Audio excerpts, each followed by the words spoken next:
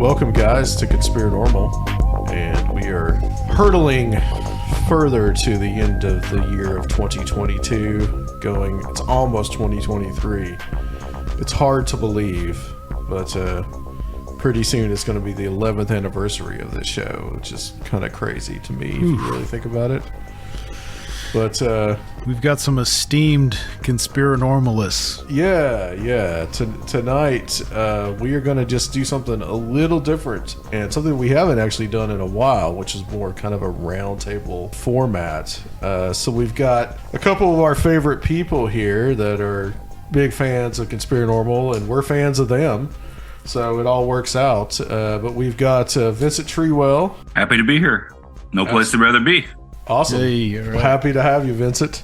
Lurking in the shadows. Yeah. But, you're like one of those shows with like an old FBI informant or something. We just need to put a vocal effect on you. Yeah. Put that weird voice box effect on you.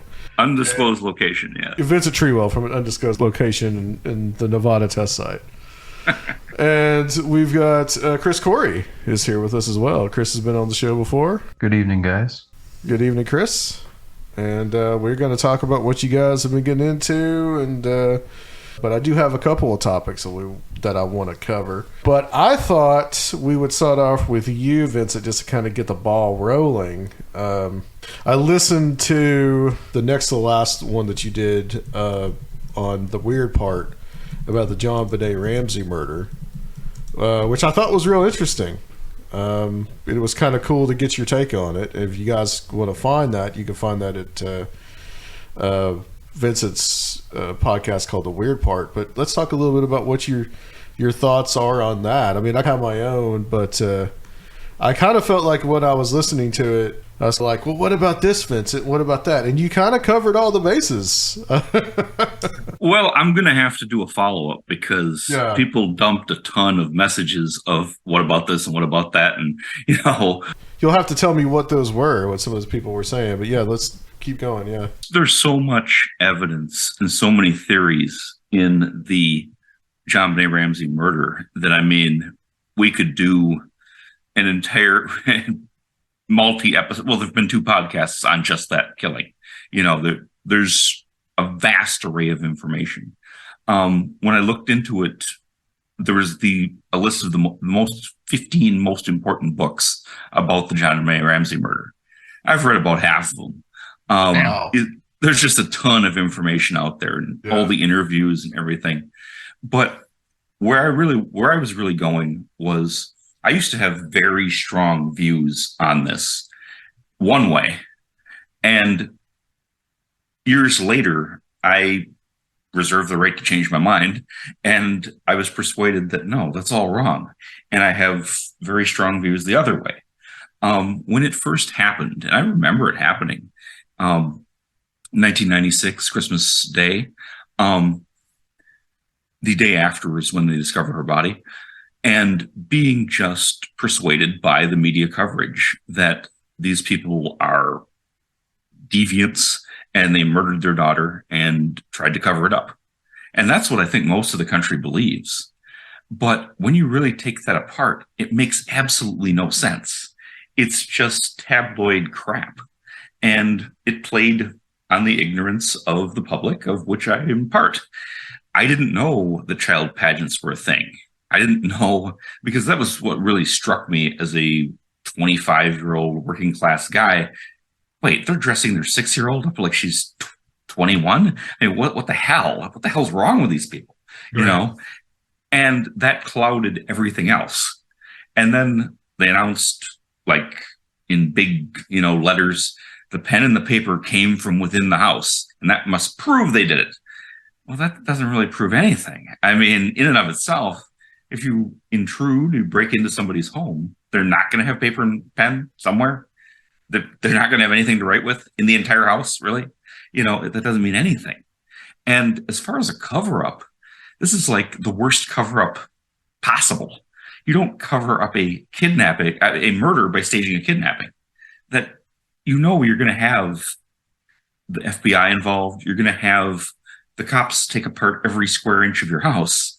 You don't, if you're trying to cover something up, you would take, if one family member has killed another family member and you're trying to do damage control, you would maybe take the child to the hospital and say she fell down the stairs. That would be a cover-up. Making a fake ransom note and doing all these things while the body's still in the house is like the opposite of a cover-up. It's a way to that is guaranteed to draw more attention. And so there was another case let me try to go in a little bit of chronological order. So JonBenet Ramsey's killed, and I'm, like everybody, pretty sure that the parents had something to do with it, did it. At least one of the parents knew what happened and did the thing that happened. Then, over time, Elizabeth Smart is kidnapped by an intruder. And we know that happened because they caught the intruder, and he's currently doing the rest of his life in prison. But that happened. They were rich people and in Salt Lake City, and a stranger did break into their home and took their daughter. He wasn't actually a stranger, though. You're correct. Go ahead. He worked for the Smart family. He had done some kind of construction work or some kind of carpentry work or something that he had done on their home, and he actually saw her. So he was actually, I think, known to the family, to the mother and the father. Yes, Mr. Smart had helped out a guy who was down in his luck by having him do some carpentry work and do some jobs around the house. And he was kind of, I believe he was homeless at the time. Yeah, I think they were homeless the whole time. Like, yes, you're correct. But I was at the time really judgmental of the Smarts. I just that didn't ring true to me at all because the press, and maybe I wasn't as sophisticated as I am. Hopefully, I've matured and gained a little bit of insight over the years, and I just thought that story didn't make any sense, and they probably killed their daughter. And then the daughter was found alive. And I feel like if the intruder had killed her, they would have been treated a lot like the Ramseys. And that started to kind of shake my thinking. But then I was listening to an episode of This American Life, which is like the most mainstream podcast you could possibly find. And they were talking about a really terrible case where this young woman was raped, and the police not only didn't believe her, but coerced a confession out of her where she confessed that nothing happened. She made it up and filed a false police report. And she was convicted of obstructing and had a criminal record because they just did not believe her and pressed her to confess. Well, years later, the serial rapist was caught and had her picture, had taken her picture while she was tied up, and had a picture of her driver's license as part of the picture because he was the type of person who collects trophies and shit like that. He's caught and he's put away for life. And one of the big things that they used as evidence that nothing happened years earlier was that all the objects used in the crime came from in her own house. And that was like the bombshell thing. But it turned out that that's what he did. If I bring an object to a crime scene, that's a link to me. If I use things that are already there, it's a lot harder to solve. And that's why he got away with so many assaults. And that really made me think. It's called Anatomy of Doubt at the NPR podcast, This American Life. And that made me think, well, wait a minute. Maybe the fact the pen and paper in the Ramsey case wasn't that important. Maybe that meant literally nothing. And maybe I need to look at this whole thing again. And I did, and read a couple more books and said, no, that doesn't make any sense at all. I'd have to agree with retired FBI agent, whose name is I'm blanking on now, but who did a profile on John Ramsey and said there's no possible way he's involved in this. He's just not. And there was a experienced homicide detective named Lou Schmidt who was brought in as an outside expert because Boulder PD has so few homicides. They wanted an experienced investigator to come in. And he didn't believe that either of the Ramseys had anything to do with it, and that there had been an intruder, and that a slightly built person could easily have entered their basement and thereby entered the house and done the crime, and it would look just the way it looked. And that is where I really changed my mind about it. And so I was trying to think, well, what else could have happened? And it's just my theory, and it's one theory among many. But I believe that John Ramsey probably knew who did it, but I believe that it was perhaps a mistress from his past, and that JonBenet winning that pageant and being Little Miss Boulder triggered her, and she retaliated against John Ramsey by harming his daughter and setting him up in a way that she wrecked his life completely. And he did not reveal her identity because, okay, his daughter's been killed. The family's under suspicion. Coming forward and saying I had an affair would destroy whatever was left of his life. But years later, he's now asking for further investigation. In fact, he threatened to sue the state to make them do their job and reinvestigate this further. And it is being reinvestigated further. And generally, people who've gotten away with a murder don't keep asking for it to be looked into. Investigate this some more and see if you can find something. If you've gotten away with a crime, why would you do that? And I think the time has passed. His wife has died. His kids are much older. He is willing to let the truth come out if it goes that way. That's just my speculation, but that is my speculation. So he has, I guess, in recent years, been pressing for them to reopen it, and I guess it never really was closed, but you know what I mean? Like it was, reopen the case and look at it again. He's made these statements recently. Yes. Well, he threatened to sue the state of Colorado, and the state of Colorado, he has dropped that now.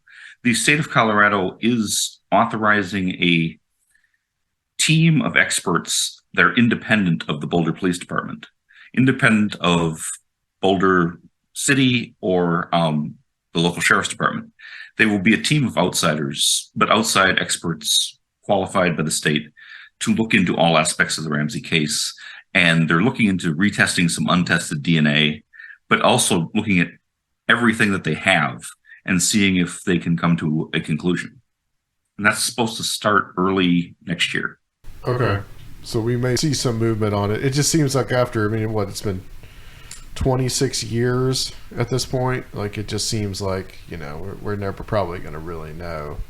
It's possible. It may just be like the Lindbergh baby case, just unsolved forever. Because I know a few things about it, and whenever I was listening to you talk about it on the show, it kind of really reminded me of the Lindbergh baby case. How there's all these, weird loose ends that never seem to be quite tied up. And now, a couple of things, and one of the things you did answer for me was that, there's always been some suspicion about her brother. I think that the idea there is that there might have been not any malicious intent, but maybe they were roughhousing and he might have hurt her accidentally and she might have died.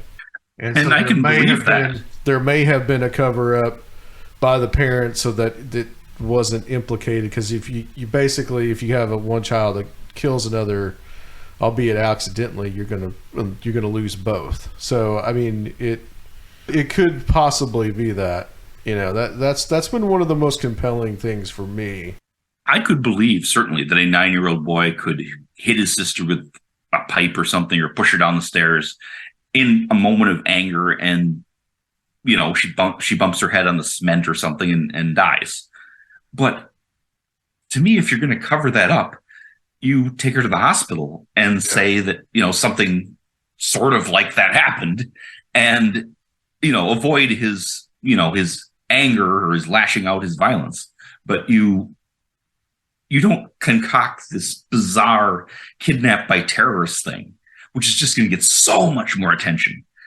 And the other thing, if they just had taken her to a hospital and said she had an accident, she fell off of this or dropped something on, something happened, their influence probably would have been enough to get that not looked at in a bad way. They probably could have done that if that's what happened. But this just seems so over the top. It reminded me of the Leopold and Loeb case, where two guys murder this younger boy for no real reason other than because we can type of thing, but then pretend it's a kidnapping and send his father a ransom note, and it's elaborate, and do all this entanglements that eventually they just get caught and they get put away for life. But it's it seemed, if you're just going to try to cover up the kind of horse between kids that sometimes something terrible does happen, you wouldn't go to those ridiculous lengths. And if you're going to stage a kidnapping, you wouldn't do it like that. If you're cold-blooded enough to stage the kidnapping of your child, however she died, wouldn't you get rid of the body first? Before you call, what's the big hurry to call the cops? They call the cops early in the morning.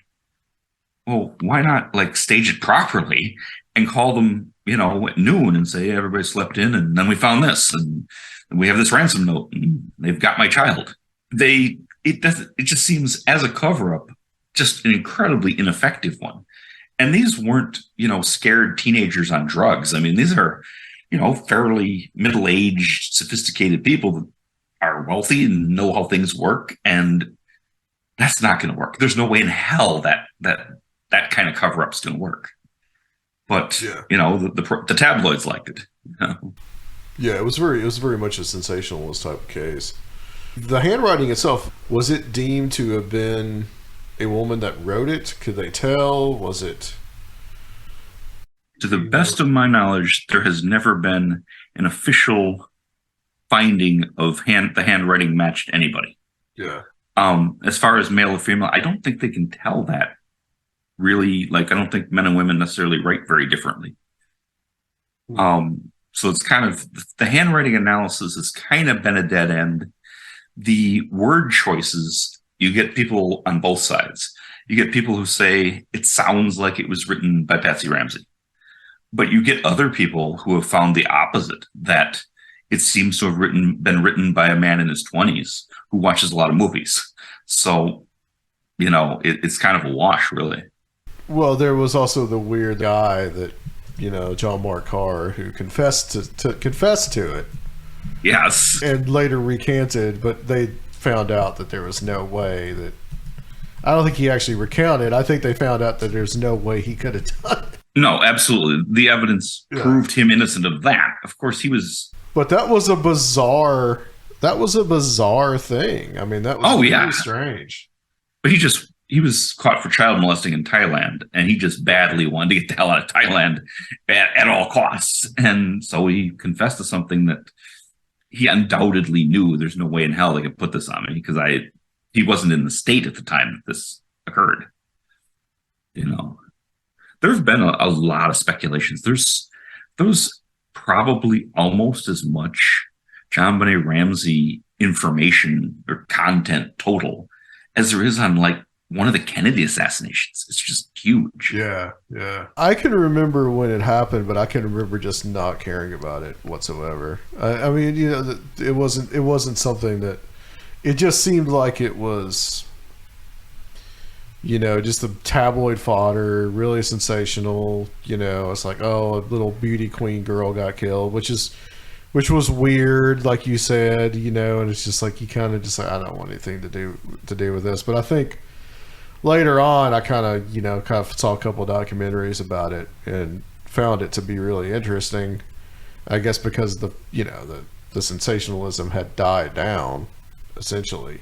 I learned one thing from, they did a big special on the 20-year anniversary, and one of the networks walked through the house, and I was just amazed. I guess I've only lived in like middle-class houses. Their house was so huge that when one of the problems I had with the original story was that, now how could an intruder be walking around in there and nobody heard it? Well, okay, it was a mansion, and her room was like, I want to say, it can't be 100 yards, but a long ways from the nearest other room. And there's like a big game room that's like probably about the size of most of my house in between. And so, yeah, it was believable that an outsider came in and took her. That to me is more possible than ever having seen that. I mean, there's a lot of loose ends that will probably never be tied up, but because there's the unexplained male DNA, but it's touch DNA. So it may mean nothing. It may mean a contaminated crime scene. It may be somebody that was involved. There's a lot of angles to it. And that's why it's kind of, held my interest for many years. So it's either that somebody went in there and they attempted to kidnap her and it went really badly wrong, or they just killed her out of some kind of spite, probably against either because it was a mistress, or maybe Mr. Ramsey owed some money. And that's another possibility too. The two, John Ramsey spoke with the police very briefly before he lawyered up, and people have made a big deal out of the fact that he exercised his right to an attorney. But his daughter has been murdered. If the police have already decided that you did it and are accusing you of it, you'd be crazy not to get an attorney. That's always been played as, well, he lawyered up. Why doesn't he care about his daughter? His daughter's dead, and the cops are trying to pin it on him. Of course he's going to get a lawyer, and as the cops decided while, when the body was found, that he was guilty. The interview with the first detective from Boulder PD on the scene, she seems crazier than anybody that comes off in the case. I mean, she's just like, she's certain that he did it at that second. She's certain. It's like, but you don't have any evidence that really shows that at all, right. But he did make one brief statement to the police before he got an attorney, and they asked him, well, who do you think would do something like this? And he said that there are two possibilities. Somebody who's angry about something that happened in business, or maybe it was a girl I used to date, which seemed rather strange because that would be quite a few years ago if you're dating before you got married, unless you're dating somebody while you're married. And that's kind of where I came with that theory.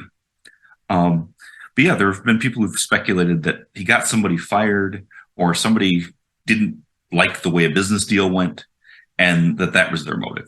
One final thing I'll say about this real quick, and then let you guys chime in, is that Dave McGowan wrote about this in Program to Kill. And you remember this, Raphael? I don't remember what he said about. No. So I remember what it's very satanic, panicky, real kind of what you would now really say is QAnon kind of stuff, but that it was all part of some like fertility sex ritual. You're nodding your head, Chris Corry. I can tell you're familiar with this. Yeah, I remember this. I don't go in. I'm not big in the unsolved child murder tract, but I do remember this specifically. Reading it maybe about 10 years after the fact. And I remember Program to Kill being referenced. Yeah, it's pretty crazy the things that he says, and I mean that book, we talked about it a long time ago on this show. I don't know where McGowan's headspace was when he wrote this thing. He's pretty far out. Yeah, he has some good points, but when you get to the JonBenet Ramsey stuff, it gets crazy. It gets way out there. I mean, it's child sacrifice and weird rituals because it happened around Christmas time and all this kind of stuff. I am familiar with his work. I haven't read it recently. I've never really believed that there was, in this particular case, a real occult angle. People tried to find one hard, but I just feel like if that was going to be the case, it wouldn't be on the front page. She would just be disappeared and there would be nothing, she'd either be missing or they wouldn't have used a child of such a wealthy family. But people have said, well, you have to make a sacrifice to go forward in the organization or something like that. But I don't think there's any real evidence to back that up. And I just don't think it'd be done so publicly. Yeah. It's one of those. I think this has been used, and I think Surfiel, there's like some apocalypse culture stuff that this was written about in apocalypse culture too. Yeah, Peter Sotos wrote an article being critical of the media's what he characterized as prurient interest in it. I don't really want to get into it. It gets pretty dark. Very interesting. I just don't know if it's something that's ever going to be resolved and solved. It's probably going to be one of those. It's just like, probably one of the biggest unsolved murders ever.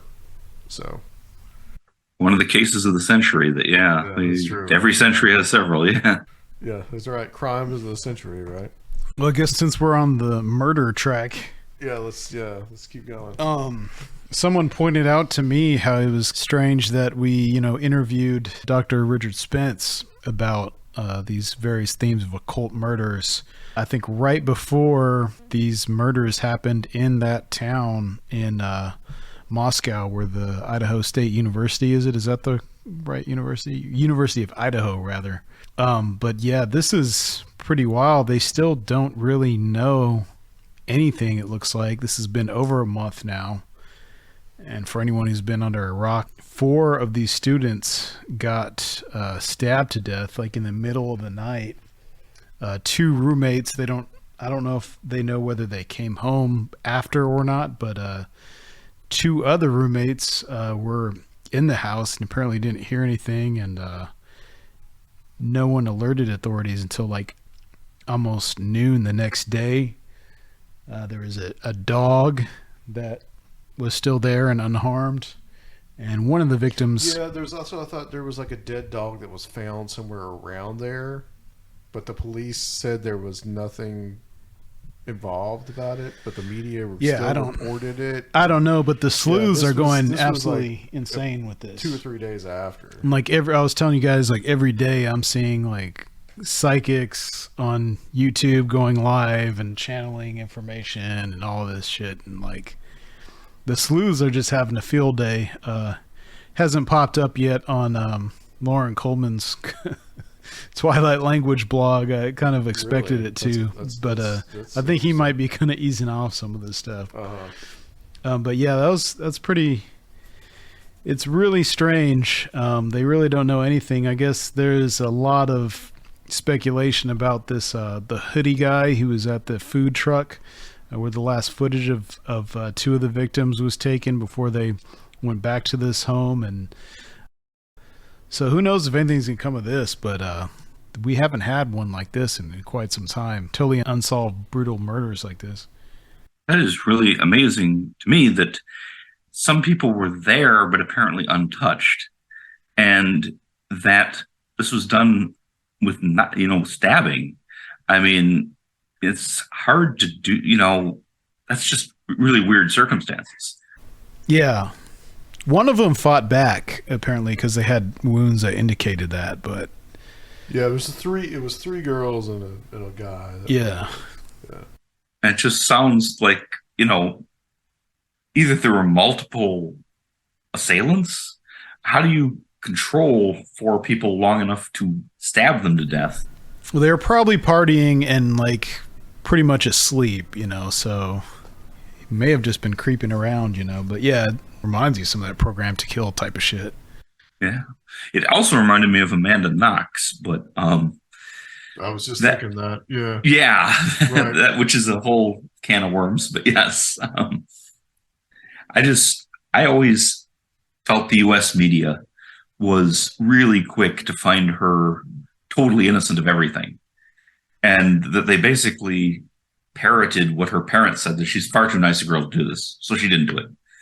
And it was a lot of the coverage that I saw was that basically they blamed her because she's an American and Italians hate Americans. And I'm like, I spent a year and a half in Italy and they don't hate Americans. That's ridiculous. We're fine. Okay. And they cleared a guy from Africa who's an immigrant to Italy. And she did make a confession. So, I mean, it was not as cut and dried as they, proclaimed, but the ball got rolling and the media got the narrative. And they got the narrative mostly from her parents and just took it with that, They're calling this the King Road homicides now. So maybe there's King Row.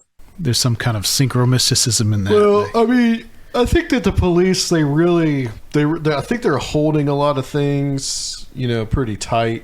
Yeah. Because they don't, they want to make sure that you don't get a whole bunch of, they probably already have gotten a whole bunch of crackpots, but they probably want to make sure that they're doing everything right and that they're trying to, I guess the latest thing now is this white Hyundai. That they're looking for a white 2011 through 13 Hyundai Elantra. Do they say why they're looking for that, or they Nope. just say that's what they're see? So they're probably just that's how things go. you know. they're probably just operating on procedure here. They can't satiate the slews and conspiracy-minded people, who need all the answers right away, no matter how far out they are. And that's how a lot of things get distorted, because initial reports are always missing pieces or maybe even wrong, and people can take that and draw a thread and pretend to have found something. But really, it takes time, and it takes, accumulating evidence, analyzing it, and tracking down where that may lead. It's not going to be instant, But after a while, if it goes cold, then you're going to be like, well, where is it? What's going on? In this community, it's a lot of pressure on those authorities because this community is really, small and tight knit from what I hear. And you can't think that they have too many murders like this going on. No, not at all. A place like that, yeah. But no clues at all in the way it happened. It's really impacting the student body there, especially. Right. Any insights into any of this, Chris? Thoughts that you might have? No, this is one I have not been following at all. Yeah, I've barely been following it myself, so yeah. Yeah, true crime is just not where I go. Not normally for me either. This one is particularly strange, though. Vincent and I think, are the true crime buffs here. Yeah, you guys. Those are the six. I just try to stay out of the gore, and I try to stay out of the, stuff that's just that. I don't like serial killer things. I don't find them interesting. But everybody loves a mystery. Yeah, exactly. Or unless there's just something really weird about a particular crime, that will draw my attention. I just like the odd ones that stand out. Not so much the blood and gut stuff. Sure, it's understandable. Let's shift gears here. Let's talk. No more murder? Yeah, no more murder. Well, I don't know. There might be some murder. Let's talk about Graham Hancock. Uh-oh. And Chris is laughing. I think a lot of people have probably talked about this, but we'll continue to beat it to death. The Ancient Apocalypse show that premiered on Netflix last month. And the Joe Rogan appearance leading up to that. Yeah, the Joe Rogan appearance like 2 or 3 days before. With Randall, right? With Randall. Yeah, Randall Carlson was on that as well. I can give you my thoughts on it, or we can just... I got something that I want to read here, which is an opinion by Michael Hughes. But Vincent, I think you said, and Chris, you said you guys have not watched it, but you're familiar enough with Graham Hancock that I'm sure that you can draw your conclusions about what's in it. I don't. Yeah, I think he doesn't bring any really new information. Rather, just brings it to a new audience. Maybe that he's been kind of pursuing a lot of these themes for quite a few years. It's a lot of the lost civilization and catastrophist greatest hit stuff, but yeah, repackaged in a real nice shiny presentation. I watched some of the show, and you know, it was good production, and you know, some of the stuff is interesting, but it's really caused I guess it's really become a part of the larger culture wars. Somehow, how that happened, I don't know, but yeah. Well, you know, I've been into Graham Hancock stuff for a long time. Even before like Fingerprints of the Gods came out, I read Sign and the Seal, which was his book about the Ark of the Covenant, which I think is an excellent book. That kind of started him on that path with the Sign and the Seal, talking about the Ark of the Covenant, the fact that the Ark of the Covenant might have been some kind of ancient technology. And I think that got the ball rolling for him to investigate all this other material that led to first Fingerprints of the Gods, and then there was Magicians of the Gods or something like that. Vincent, was that one of his books? Yes. And then finally like America Before, which just came out like 2 or 3 years ago. And so then he's had other books like Supernatural, which is more about like the DMT experience and shamanism. And I've read there's like another book that he did with Robert Bauval about the Sphinx and all that. And so I've read, you know, some of his books, and, you know, he's revised his theories a few different times. Mm-hmm. You know, in Fingerprints of the Gods, he was more leaning to like Antarctica was Atlantis, basically. Which, by the way, he never actually says Atlantis in anything. He does not really ever say Atlantis. But it's the implied idea of a lost of a lost civilization. Yeah, but he gets a lot of flack because of the whole Atlantis thing. Yeah. But that's a whole, you know, we can talk about why that's so complicated and all that. But so I've given a lot of thought to his theories, and especially, you know, having get to know Randall over the last few years, and how Randall has, you know, really been looking at the whole comet impact theory, the cause of Younger Dryas, and that fits in with some of Graham's work too. And so they've kind of joined forces, and it really explains a lot of what could have happened at basically the end of the last ice age, and if there was an ancient civilization that could have been destroyed. It's not so far-fetched for me necessarily. It's a lot less far-fetched than like aliens, you know what I mean? What's weird is in some of the criticisms, people will say that he's actually spouting ancient alien stuff, but he's not. And so that's weird.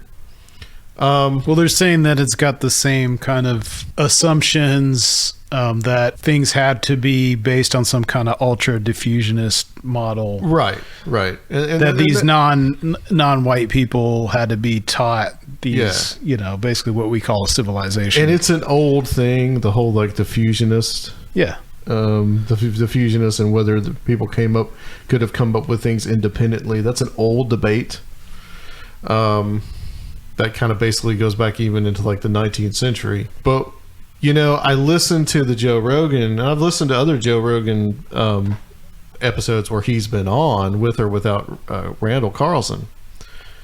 And this last one especially, I don't know if you guys heard it, but this last one especially was just, it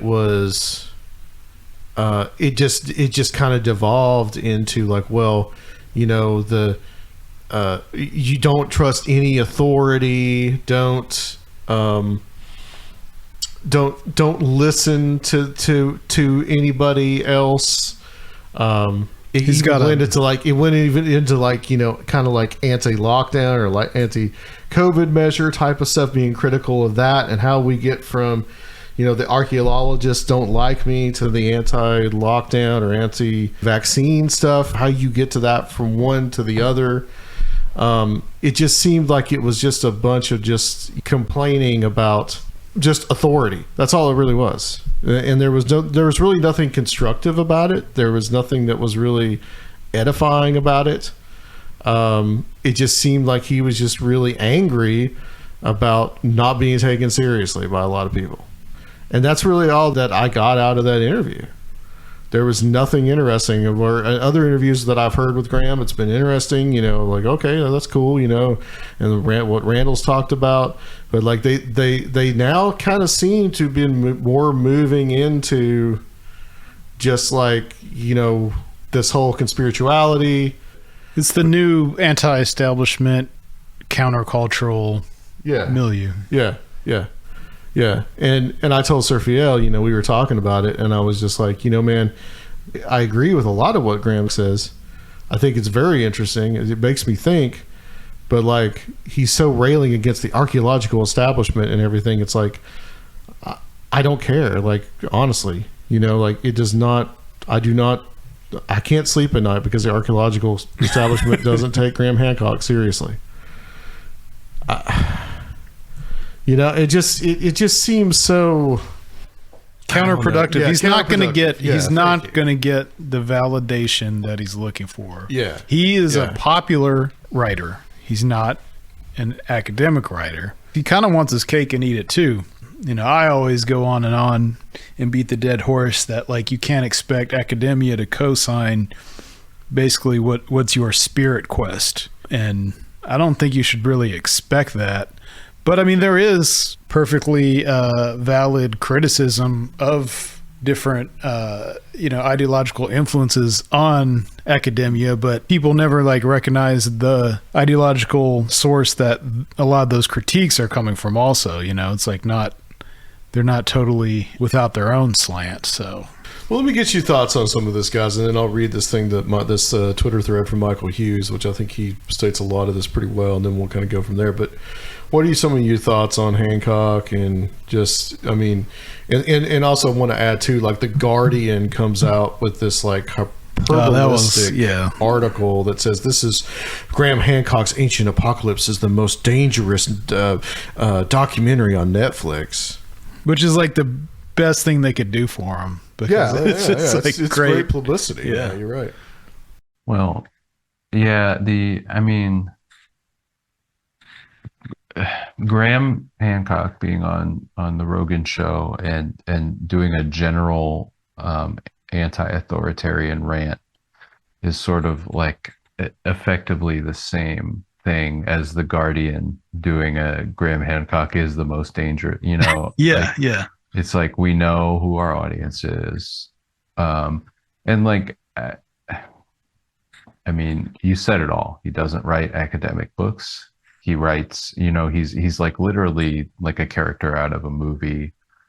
He's like not taken seriously by the establishment. He wants to go his own way. It's almost like he's written this like role for himself based off of like bad, science fiction movies. Real life Indiana Jones type guy. Yeah. I mean, I guess, but like, maybe he sees himself that way. To me, he's R. Von Daniken. He's looking at some things that are genuine mysteries, or that genuinely maybe there is some hard research that could be done, and then saying some really wild things that can't really back up, and then getting pissed when people whose job but also like genuine only delight in life is the process, the research, and the academy, the academia of it all. And like, of course those people aren't going to accept you, especially if you're doing a shoddy job.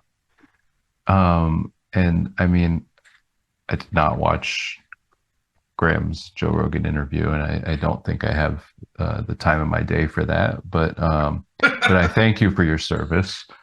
And it was a long trip back from Atlanta, so that's what I did. Yeah.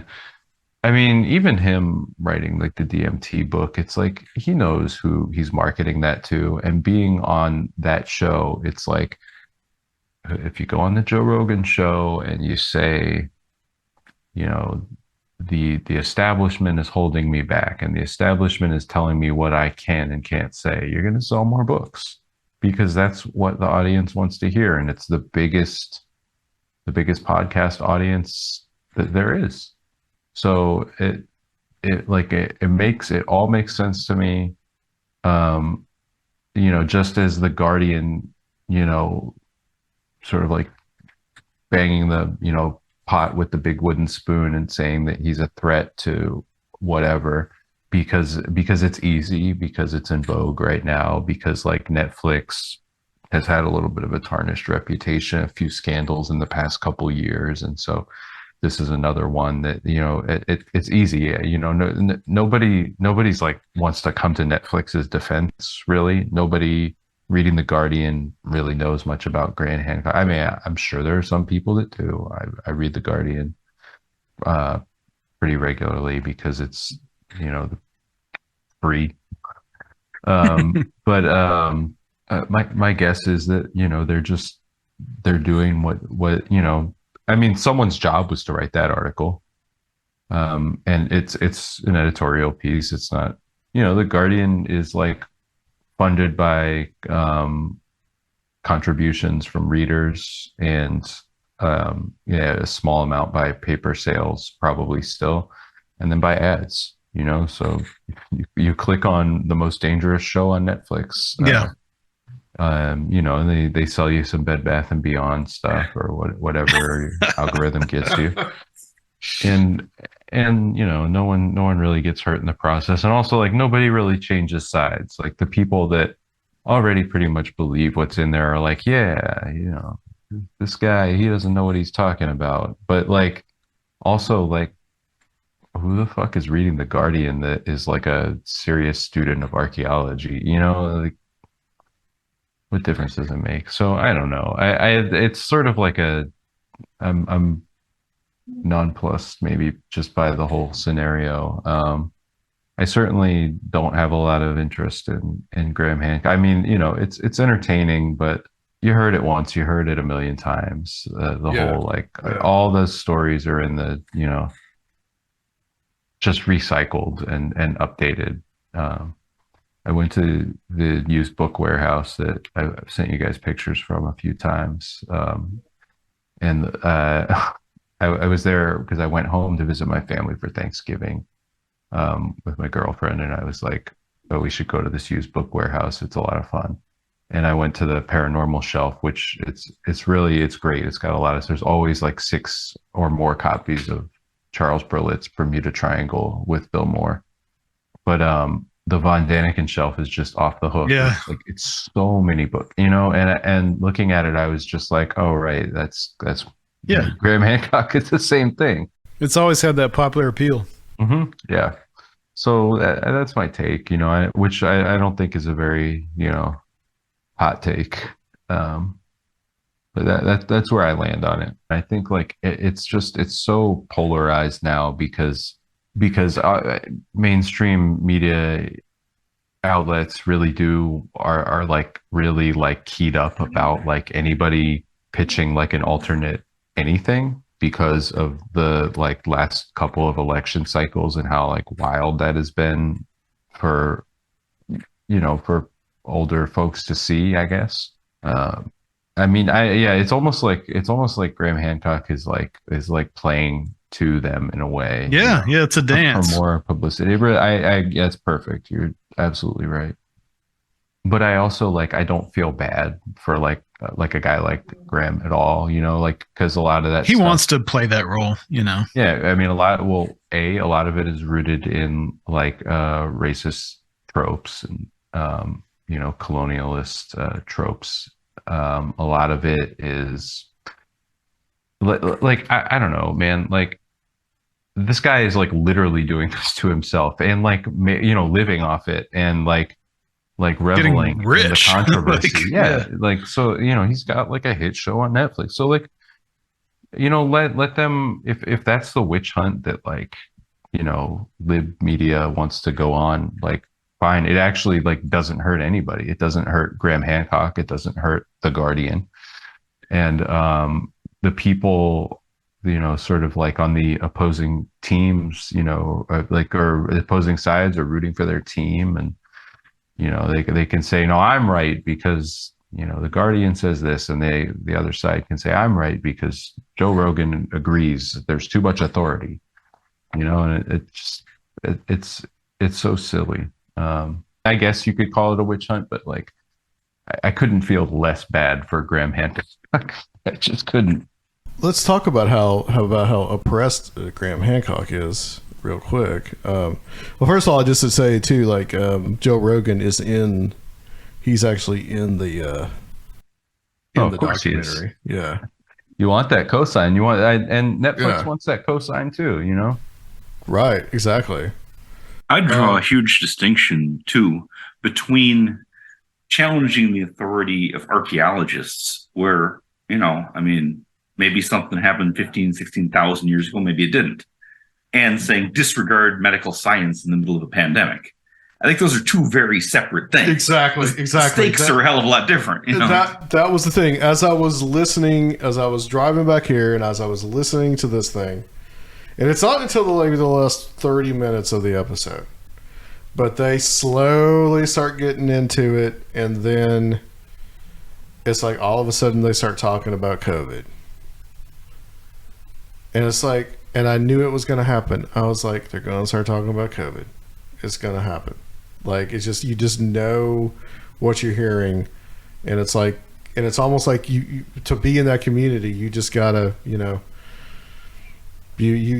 have to be anti-vaccine, or you have to be, it's like you have to have that as part of your merit badge to be in that community. Can you imagine going out to dinner with these fucking people? It's like you're just trying to get get your after dinner espresso or something like that, and this fucking guy starts going on about You don't have to imagine that, Chris, because in June in Asheville, North Carolina, you can go to the Cosmic Summit. Will it be truly cosmic? It will be, and you can see Graham Hancock himself, and to get in, you only have to pay $599. I'll do that to learn the ancient secrets of the lost civilization. I'd say that's worth it. A bargain at any price. Yes. Yes. Wow. It just kind of blows my mind.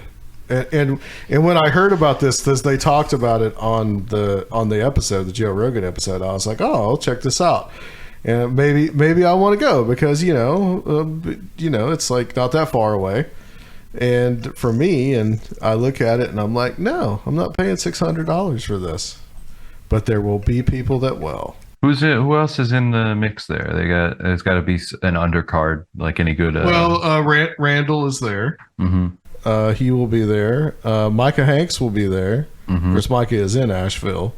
And there's a lot of other people that I don't know. Lieutenant Colonel Matthew Lohmeyer. He's a lieutenant colonel. Why is there a lieutenant colonel? And there's some lady on here that is. She's like a YouTuber. There's a lot of adventure hats I'm seeing. That talks about Johanna James. Johanna is a UK comedic actress and alternative history researcher who questions historical orthodoxy with unforgettable charm and wit. 153,000 YouTube followers at Funny Old World. That is some criteria. Yeah, I know. There's Lieutenant Colonel. Lieutenant Colonel Lohmeyer is a former commander in U.S. Space Force. Oh, they actually talked about him on the episode. Air Force Academy graduate and fighter pilot. He was relieved of his duties in 2021 for writing a book encouraging reform of the U.S. military. Which, by the way, he was talking about how the U.S. military has become woke. That was his book. So it wasn't because he saw too much about the UFOs or something like that. It was just he's a political hack. Okay. Apparently not. Yeah. There's some other folks we know in this lineup too. There's some people that we know. Yeah. And are friends with even. But From the other side, though, something that bothers me is kind of like me and Adam talked about this a lot. The smugness that a lot of the establishment press and professional skeptics have about, why this infatuates people.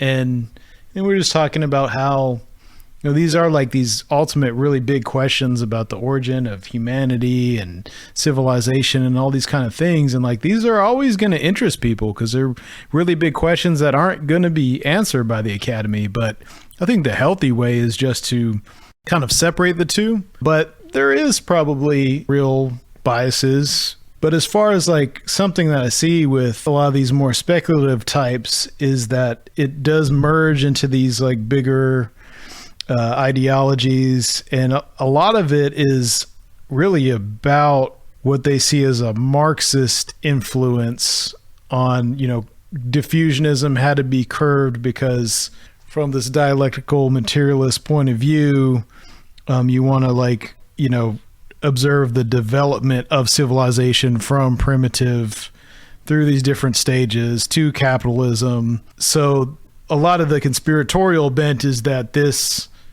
Marxist influenced establishment wants to hide our heritage of this lost civilization from us.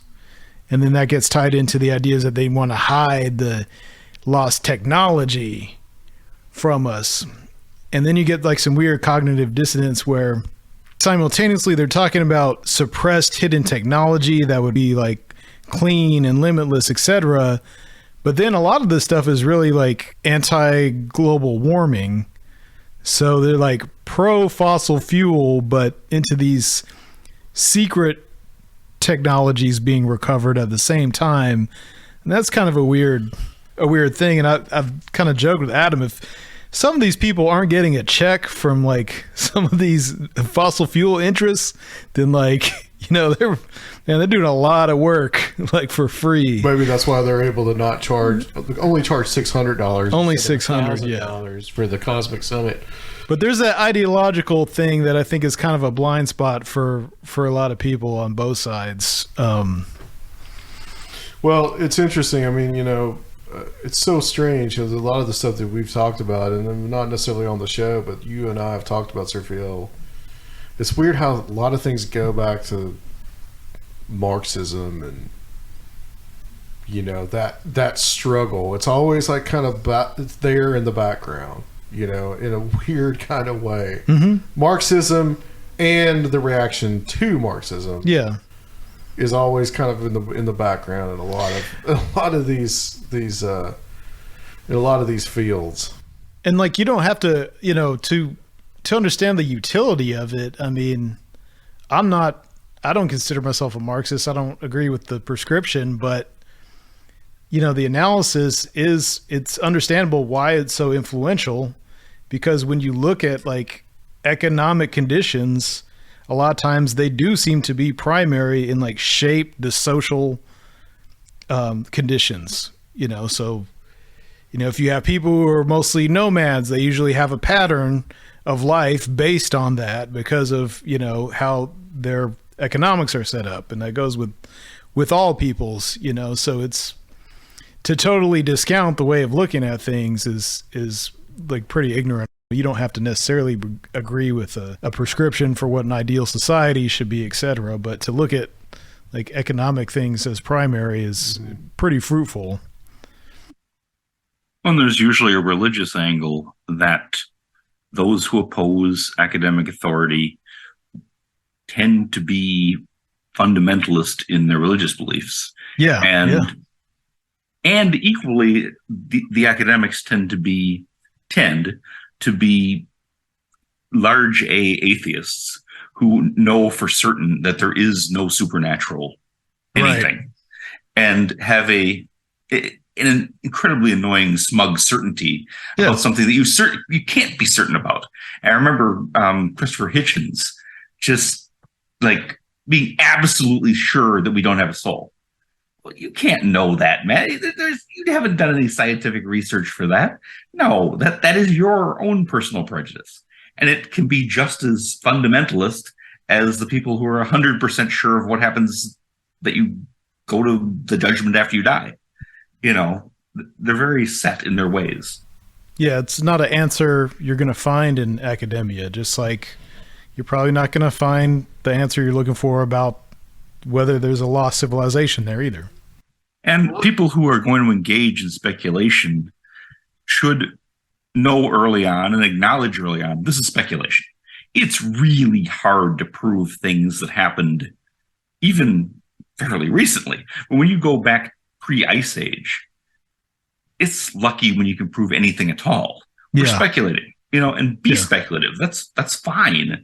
But don't act like your speculative theory is the same as something that's been proved with physical evidence that can be analyzed and peer reviewed, because it's not. It's not the same thing, And the big thing is that the big thing I always stress is that there is an acknowledgement by enough of the speculative types of how young archaeology as we know it is, and all the excesses that happened for hundreds of years before, because basically antiquarianism before archaeology was nothing but Graham Hancock's. So you had that, with their pet theories, with comparative mythology, without Rosetta Stones, without understanding Mayan hieroglyphs, just, guessing and looking at pictures. And, it was really, kind of the irony of it, though, too, because if you think about it, like Heinrich Schliemann, I mean, he was not anything that you would call a trained archaeologist, but he found Troy. Right. Just by reading Homer. And people said that, Troy didn't actually exist. So it has to start somewhere. It has to, Well, and then maybe conversely, the archaeological establishment should recognize these like deeper philosophical and spiritual needs people were trying to answer. Yeah. I think the best, if you want to talk about Atlantis, I think the best theory for Atlantis is that it was Crete. That's probably my go-to. Now, does it mean that like Atlantis was necessarily a real place? I think Atlantis was a memory of many lost civilizations that had happened, for thousands of years before. You could have had an Ice Age civilization that disappeared.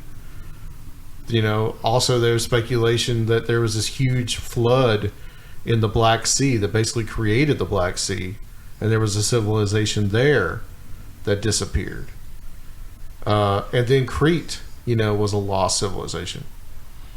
I mean, honestly, if we're going to talk about lost civilizations, the last episode about the history in the Bible, Babylon was lost, Assyria was lost, all these places were lost until they found the codices and they were able to translate them. All that stuff, information was lost. You didn't know. Only thing you knew about those civilizations was what was written in the Bible. That was it. So it's not impossible that we could find some kind of lost civilization. The concept itself, I think, is pretty sound. But there is this like drive for some of these people to prove this idea that there was one cedar civilization. Right. Yeah. And it gets complex as to where that actually and it's a religious like motivation to prove this. Well, you know where it comes from. It comes from Freemasonry. That's where it comes from. Oh my.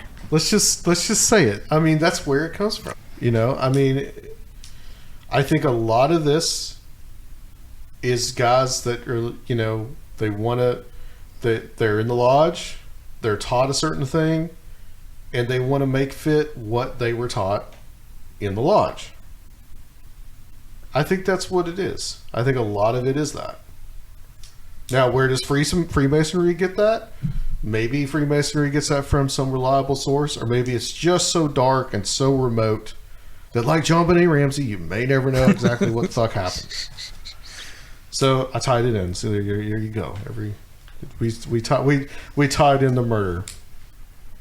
So they don't want you to know, man. They don't want you to know about Atlantis or JonBenet Ramsey. They don't want you to know. Read Program to Kill. You'll know the truth, right? Let me read this by Mike Hughes real quick. I'm not going to read this whole thing, but just mostly, I just want to get kind of the point across. But this is a thread that he put on Twitter, I think yesterday or two days ago. He says, I was a huge Van Doniken fan as a kid, devoured all the books. My dad's friend rented a 16mm print of the movie and showed it at his house. I was convinced. That's a party. Then my dad and I watched the Nova special that basically skewered his books. What broke my mind was when the documentary showed a runway pictured in EVD's book. Same runway, same angle, and then a foot stepped into the frame. The quote-unquote runway was only a few feet long. My first reaction was anger. It couldn't be true. My mind rebelled. But it was true. Von Doniken was a liar and a grifter. Years ago, I read a couple of Graham Hancock's books. Unlike EVD, these seemed to be more factual and reasonable, but there was that lingering sense of arrogance that Hancock considered himself a renegade scholar and crusader against quote-unquote establishment archaeology.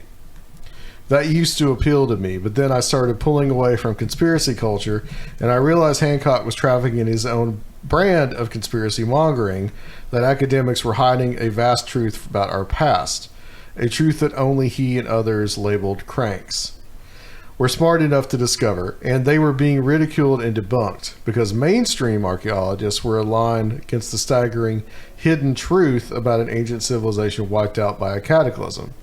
I kept thinking about that foot and the runway. But I don't believe Hancock is a complete charlatan like EVD. I know how easy it is to cherry pick evidence to fit a theory because I was once a conspiracist. It feels good to find a data point. It's a buzz. And the more you dig in, the more you are tied to your theory. It becomes your identity, especially if you write books. You can't just say, well, maybe I was wrong about a few things. There's no listening to your critics. They are the enemy. So you get more vociferous. Well-meaning criticisms are seen as assaults on your very character. The cycle of attack and offense becomes inescapable. You must find further evidence and dismiss anything contrary to your thesis. This is exactly what happened to Hancock. So you lash out, debate me on Rogan, you cry, as if any academic would waste their time, or that ignorant knob on that ignorant knob's podcast. And when they don't, you cry, see, they're afraid of the truth. Rinse and repeat. And here's where things take a dark turn.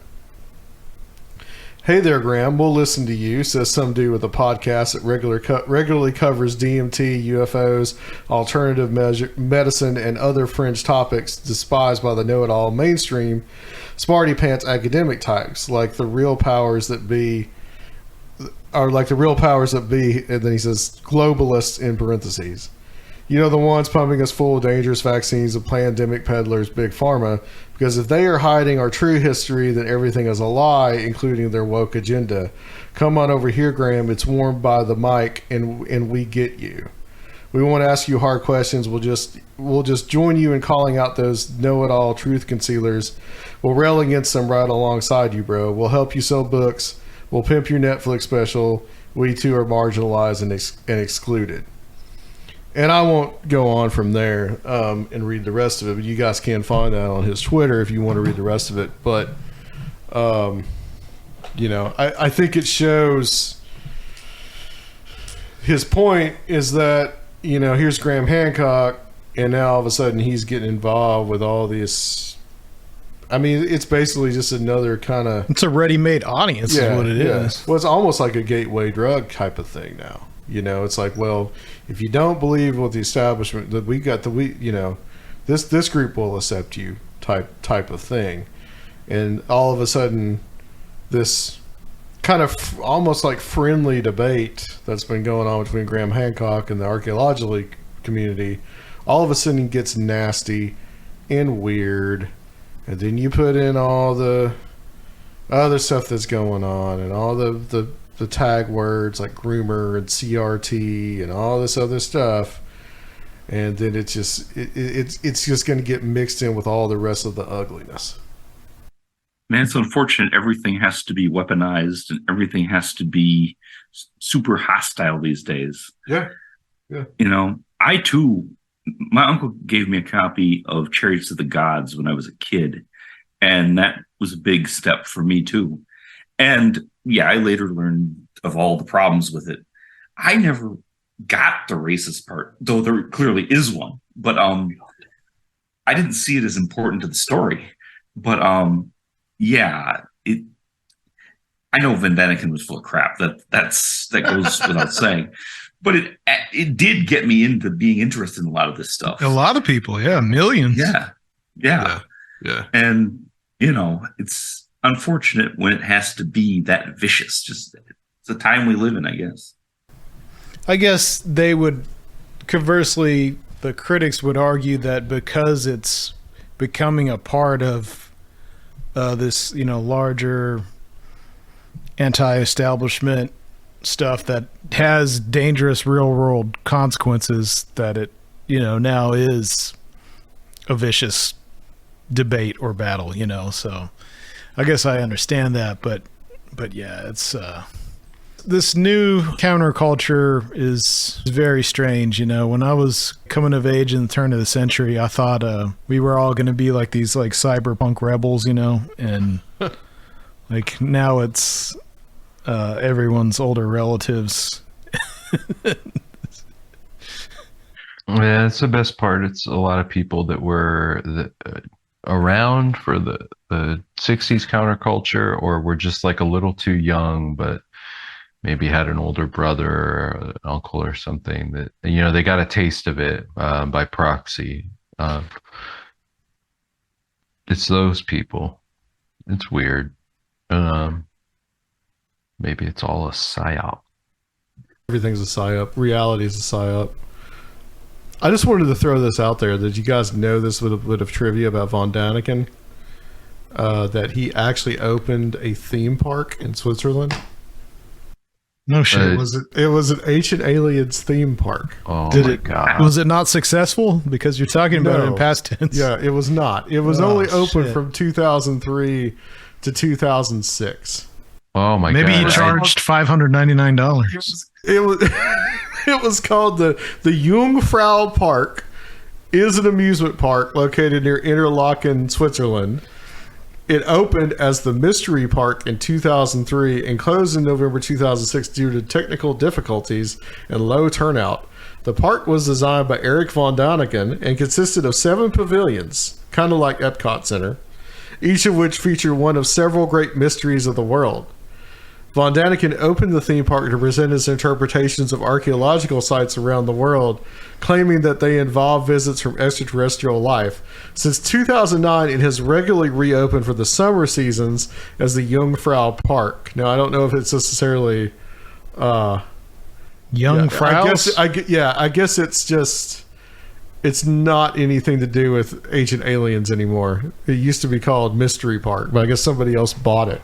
It's such a shame that that it happened in the 2000s, because can you imagine how cool it would look if he had done that in the 70s? Like, Yeah. Right. Have some rock festivals. He must not have had the money till then. But I mean, the pavilions were Nazca, Contact, Megastones, Maya, Orient, Vamana, and Challenge. Those were the pavilions. I love the film. I know it's bad, but I love the film. Well, that's the thing. There's a place. I really feel like there's a place for all this, and maybe like Graham Hancock books will be, on the shelves of that. They already are in a lot of these places, but I mean, in decades in the future, maybe it'll be kind of like it'll occupy that space that Von Daniken did. Largely, be largely discredited, but kind of have this quaint well, unless the comets come and hit us again, and then we're well, then you don't have to worry about it anyway, but like the comets come, what difference does it make? But they'll store all of Graham Hancock's books in the seed vaults. Yeah, that'll get civilization restarted. It'll be just like Göbekli Tepe. Anyway,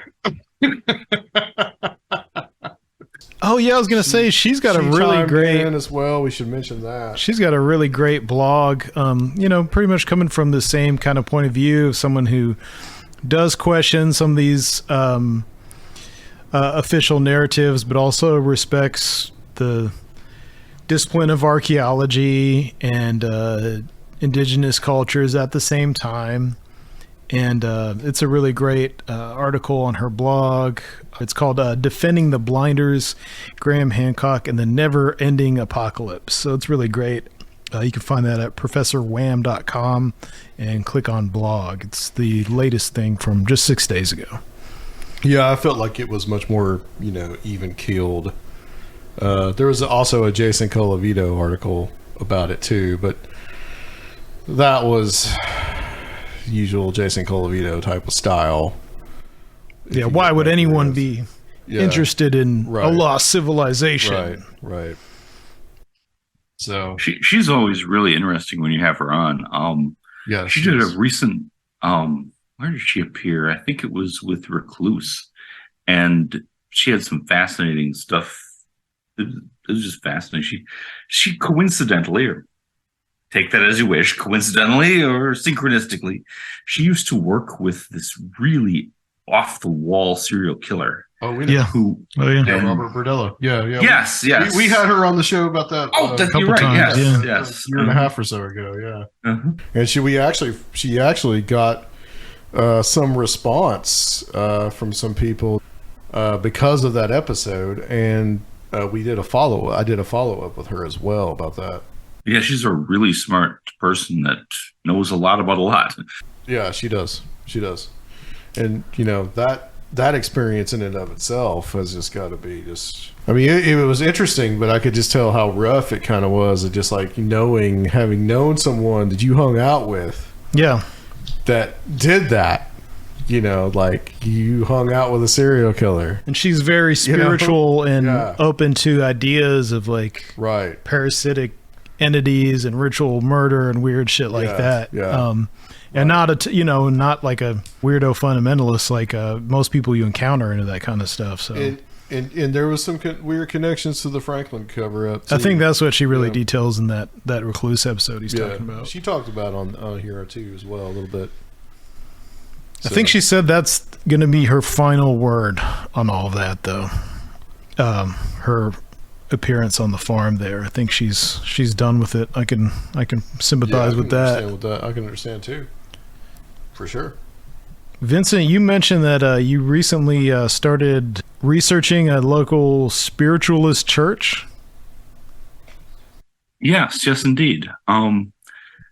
I went there. I'd read a lot about the spiritualists, but I hadn't really been aware that there was in the Metro Milwaukee area a actual spiritualist church, which are not that common these days, that had the lineage all the way back to the Fox sisters and to people like Andrew Jackson Davis. And in fact, in the church, there's a saying from Andrew Jackson Davis up in the sanctuary. So these people aren't people that just like got into it through Shirley MacLaine or something. These are people who go all the way back to the 1800s. And it was a fascinating experience. And in an upcoming episode, I should be interviewing a minister from that church and just getting a lot of questions answered and a lot of, kind of hands-on research, you might say. And it's been interesting. Go ahead. Do they base in some Christian? Yeah, I was wondering if it has like any trappings of a mainstream church. So yeah. Oh, very much so. They're a Christian organization, but not in the way. They're not Catholic nor Protestant. They don't believe in the atonement. Without getting deep in the weeds theologically, they believe in Jesus Christ. They would consider themselves followers of Jesus Christ, but they don't believe that he died on the cross to achieve something for the rest of humanity. Mm-hmm. They because they don't believe in death the way that pretty much everybody else does. They are much more open to things like reincarnation, and that you go on after you die, you don't stop existing. Sounds a little bit like Swedenborgism. I believe Swedenborg was a forerunner that, yes, he's not part of the formal lineage, but he was definitely influential in the thought. Yes. That was the first time that I'd encountered people face to face who practiced these beliefs. Yeah. And it was really nice. And I'm definitely going back. And I was upfront that, hey, look, I do a podcast about paranormal stuff. I am not like coming here to, wear a wire or something. I'm coming here to observe. But I'm open to what you're saying, and I'd like to learn more about the history of it and about the practice and what it's like today, because it's not super common anymore. So you attended a service? Yes, I both attended a service and spoke one-on-one with the pastor. Okay, what was the service like? Is it just kind of a traditional format, or? It's a bit hard to describe, because in some ways it's totally like just I don't want to say generic, but it's like a regular Christian church service. Not so much Catholic, because there isn't like a mass type aspect, but there's songs, there's a brief sermon, it's very low key, it's very chill, it's a nice atmosphere. It's very not culty at all. You don't get that vibe at all. It's very open-minded, but the group is fairly small. I mean, I'd say when I was there were about 15 people, including myself.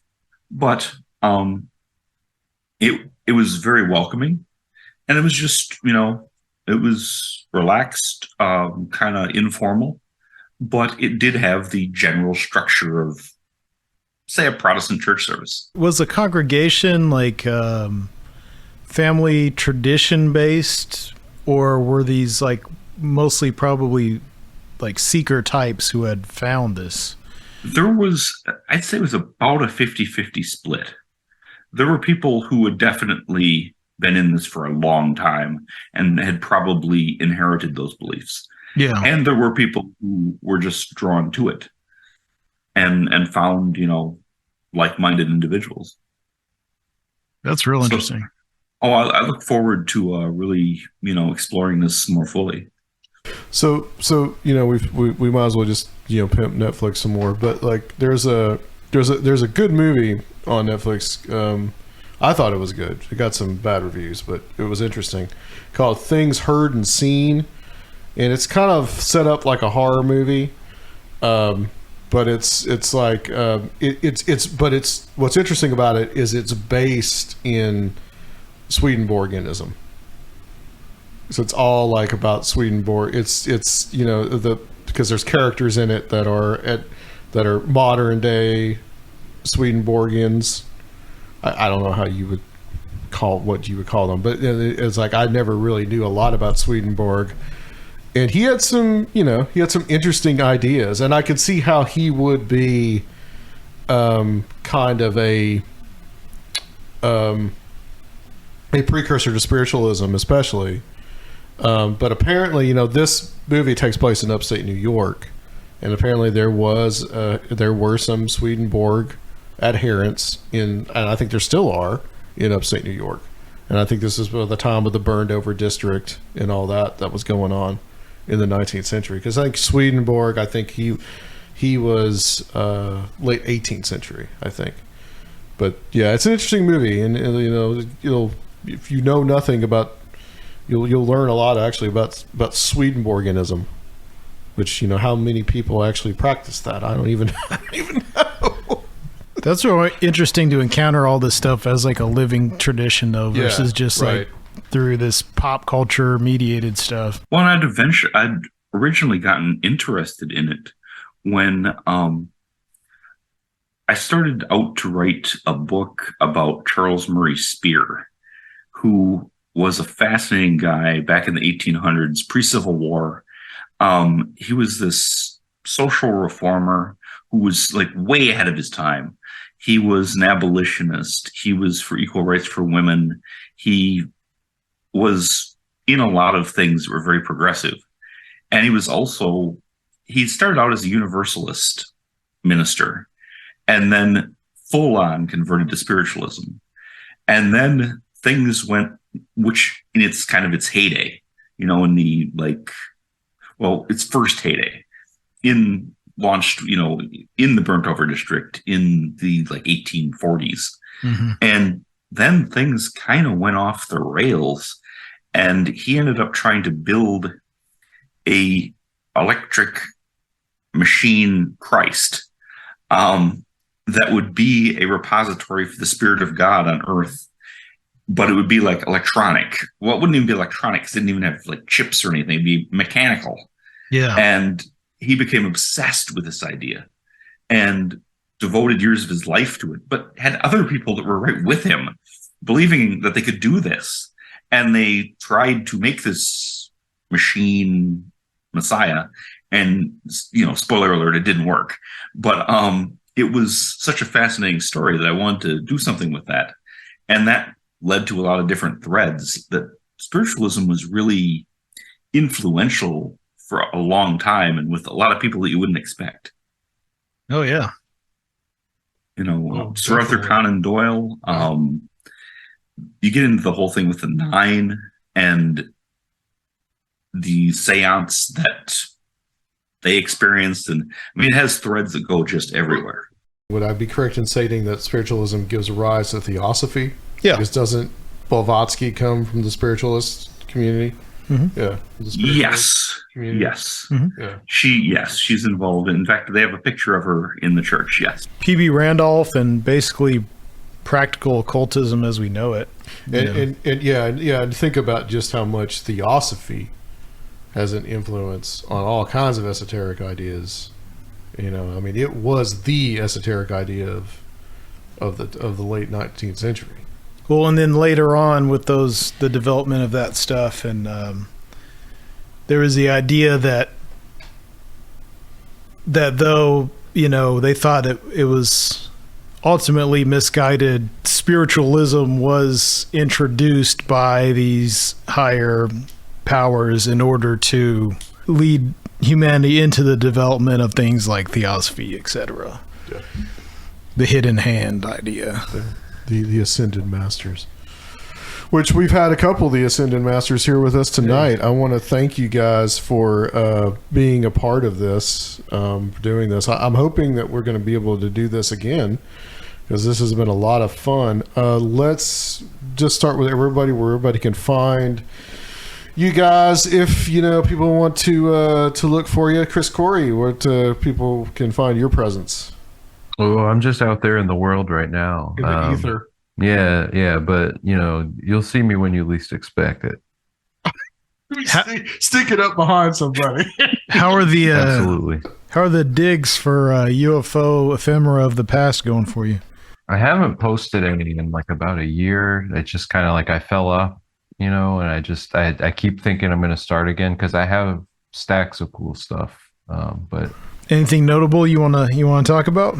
Well, I see the communion alien there. On yeah, the I guess I have to tell you about that. Not that anybody can let me see bring it. the camera closer, boys. Chris is, for anyone who doesn't know, Mr. Vintage UFOs and is quite the collector.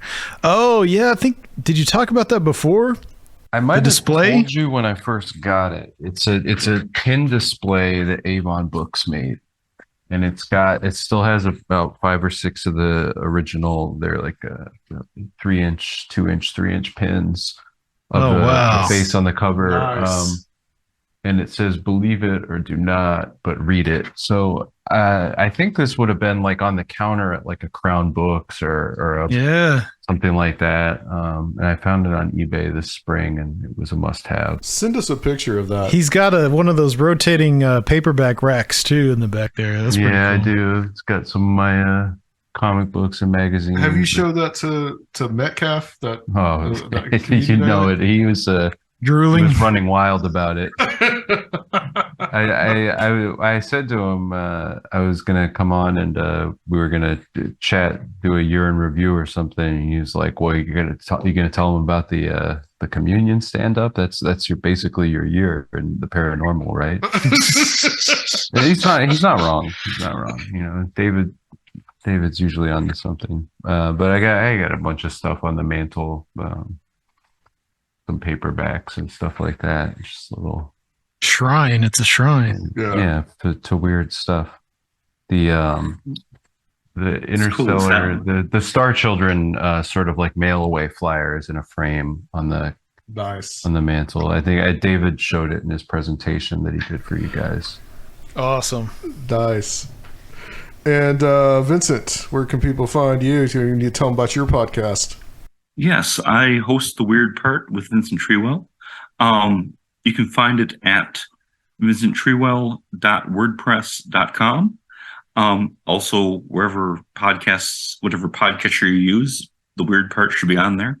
I have a YouTube channel, and I show up whenever I can to this fine gathering. And I have a novella out there called Cosmic Collision that is available on Amazon. And hopefully people who listen to this would probably like it. But yeah, that's where I'm mainly available. And if you want to reach me, I can be reached at vincenttreewell@gmail.com. Please, if you have stories of strange things, definitely send them to me. Nice. All right. Well, gentlemen, I want to thank you guys for being on. Just to let everybody know, next week we will have Dr. Future. We'll be coming for our usual end of the year episode with Dr. Michael Bennett. And then I guess we're going to do a year in review as we do. And then that will be the year 2022 in Conspirinormal. But guys, if you want to help us, please, go check out the YouTube channel and also give us a subscription there. And Serfiel can tell you where to find our Patreon if you want to help support us. You can join one of the many fine secret societies that both of these illustrious guests have passed through the ranks of: the International Association of Conspirinormalists, the Mystik Crew of Conspirinormal, and the Ancient Circle of Strange Realities. Those can be joined at patreon.com/conspirinormal. All right, guys. Well, thank Vincent Treewell and Chris Corry for joining us tonight. And we will see you next week with Dr. Future on Conspirinormal.